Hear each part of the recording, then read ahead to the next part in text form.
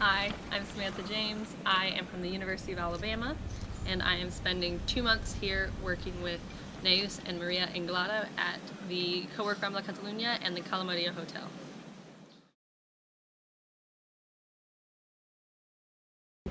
So I studied abroad last summer. I went to Santiago de Chile, which was incredible and amazing, and it was a place that I had no idea about and had no preconceived notions about, so I was really happy that I just studied abroad there because it meant that I had a lot more time to just walk around and figure out what was going on and try to understand some more of the language, because the Spanish there is pretty unique, which was really cool to see. But this year I really wanted to have a more professional experience. So when I came to Spain, which I was really excited about again because that different Spanish, that's more what we learned in school, but there's vosotros here, I didn't know what to do with that. It was really cool, and I really wanted to be able to use it in a professional setting and kind of test and see how successful I would be at getting my ideas across professionally while speaking Spanish in a business setting. So I was really excited about the internship opportunity.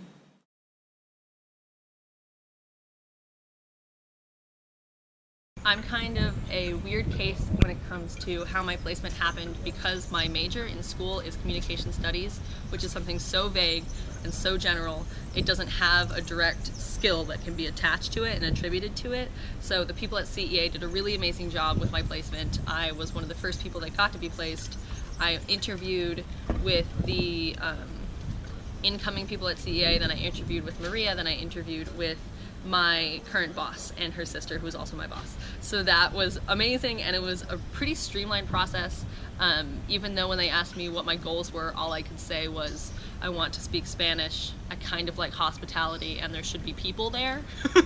They did an amazing job finding something that literally fit all of those criteria and fit them in exactly the way I wanted them to. So it was awesome, and I'm very lucky because I love where I work. It's absolutely gorgeous, as you can see, and the people are amazing, and it's such an international experience and a professional experience, but also fun. People are nervous about their placement and they don't know exactly how it's going to line up.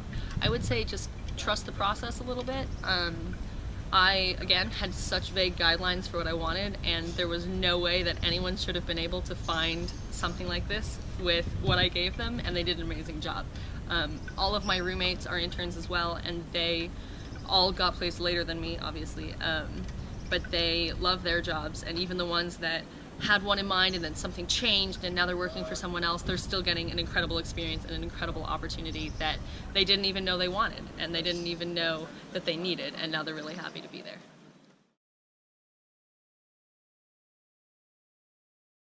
So I work for 2 companies, but I mainly work for the co-working space, and a co-working space is a place it's a very popular idea in Europe, and it's where people that have all different jobs, whether they work remotely for one company or are part of a startup or entrepreneurs themselves, can create the same feel of having an office where you're working with all the same people, but you're all doing completely different things.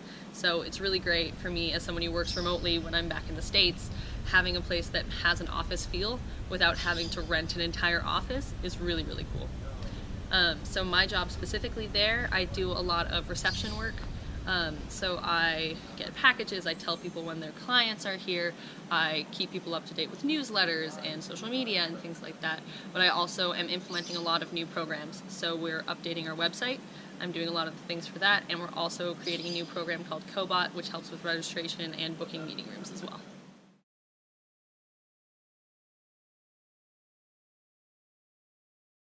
The best part of my internship so far is really hard to pin down because there's been a lot of really cool things. I'll say two. So there is such an interesting culture in our co-working space, because not only is the idea of a co-working space its own unique idea, but there are just people from so many different cultures there. And as an American, when you're working in the US, a lot of the time you're working with just Americans. So it's amazing to work with people from Russia, the UK, Ireland, Spain, obviously, different parts of Spain, different cultures within Spain. There's even Americans that work in our co-working space. There's people from Sweden, people from Norway. So it's just having such a big group of people is so, so cool to learn from. The second best thing about my internship is the business experiences that I've gotten to have. So I've been very lucky because my boss will take me to networking events and expos and business fairs, and I've actually I heard a speech from the creator of Globo, which, if you don't know what that is like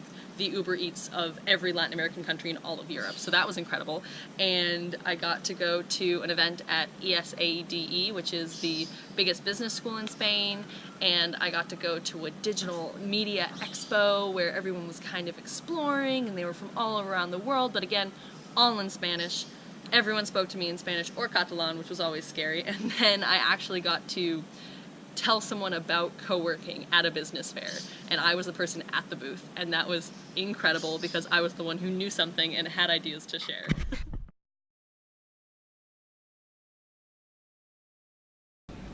I didn't expect either of my bosses to have as much faith in me as they did.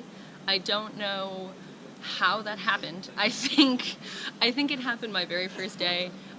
When my boss gave me a task that I did not think I was prepared for, and I just tried it and it worked, and then she realized that I could do things if she just asked me to. So the very first day when I got here, halfway through the day, my boss said, "Hey, can you run an errand for me?" And I said, "Of course," not even thinking about the fact that I don't know the city, don't really speak the language, and don't understand how the metro works. So I was told I had to go pick up tickets for an event we were going to later that week, and they had to be picked up at 5. And so I left the office at 4:15 and hopped on the metro, freaked out about the whole thing, but didn't let my boss know that I was freaking out. Made it to the place, picked up the tickets, got back, and it was 5:10, and I had them in my hand, and that was awesome.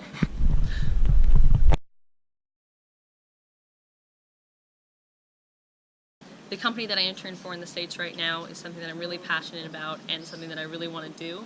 But they are a communications consulting company working a lot with helping management talk to their employees, employees talk to customers and clients, things like that. I want to take that to a global international scale, and I want to work a lot more interculturally and bilingually or trilingually or multilingually or whatever, and change a little bit the goal of that company and a little bit the goal of what I want to do.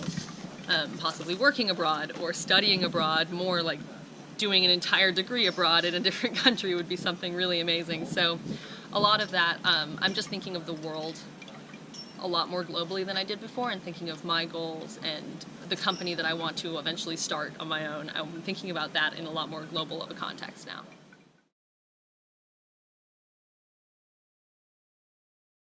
Your major is useful. People will never tell you that, and everyone asks you, what can you even do with communication studies?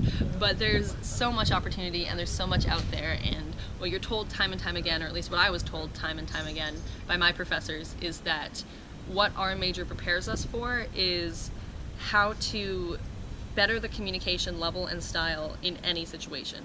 So while someone studying PR or journalism or advertising is really good at communicating in PR, communicating in journalism, we can take whatever situation we're thrown into, whether it's a reception position abroad, whether it's a implementing new tools situation abroad, whether it's any situation, especially abroad, we are the perfect people who are equipped to deal with changes like that and deal with that extra communication level that happens when you're in a new place and in a new culture.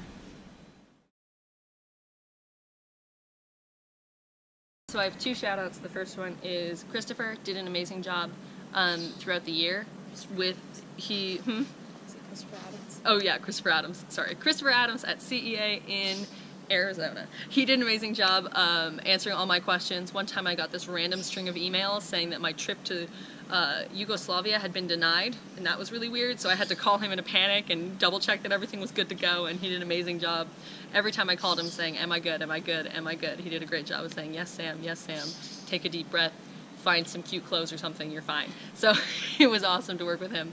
And then Maria Mateo, I'm going to pronounce it wrong because I'm pretty sure it's a Catalan last name.